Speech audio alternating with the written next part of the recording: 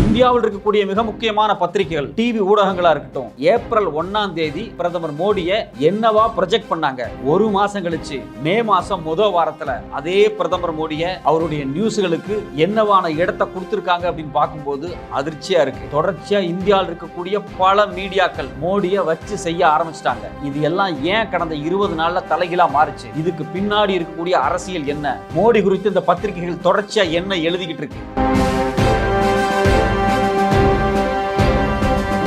சர்வதேச லெவல்ல மிக முக்கியமான ஊடகங்கள் Al Jazeera, BBC, New York times, time, இது மாதிரி பல பத்திரிகைகள் கடந்த 20 நாளா தொடர்ச்சியா மோடி குறித்து பல கட்டுரைகளை வெளியிட்டு இருக்காங்க. இது ஏதோ அமெரிக்கா, அரபு நாடுகள்ல மட்டும் கிடையாது. ஆஸ்திரேலியா பத்திரிகைகளா இருக்கட்டும், பிரான்ஸ், ஜெர்மனி நாடுகள் இருக்கக்கூடிய பத்திரிகைகளா இருக்கட்டும், எல்லாமே ஏன் மோடிக்கு எதிராக இவ்வளவு ஸ்ட்ராங்கா திரும்பி இருக்காங்க? இதுக்கு பின்னாடி இருக்கக்கூடிய அரசியல் என்ன? கடந்த 15-20 நாள்ல சர்வதேச லெவல்ல என்ன மாற்றங்கள் நடந்திருக்கு?